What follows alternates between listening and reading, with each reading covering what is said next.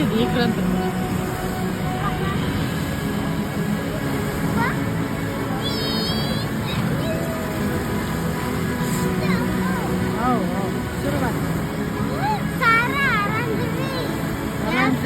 Qanday bo'ldi? Jasur bo'ldi, aq bo'ldi.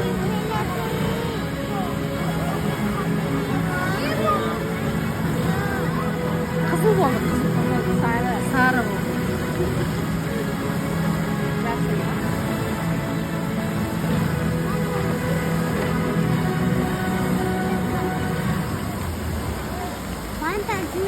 Qip-qizil bo'lib ketdi.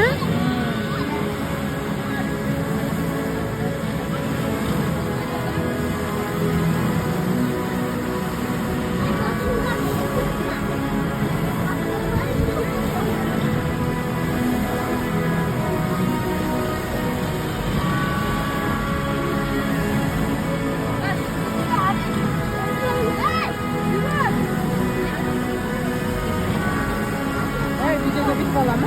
He. Ya yapıştı. Ey bola, kim tut?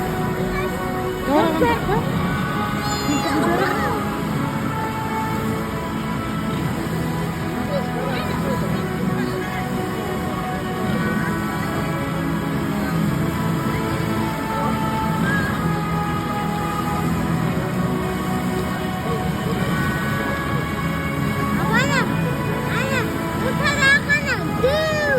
Yıkran mı televizörü?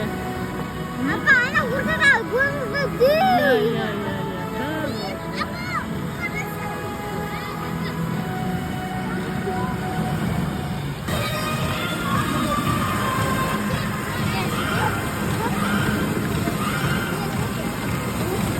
Apa ne çok. Apa ne ya sana böyle ya. Ya. Bana bobatı öyle. Sen kal.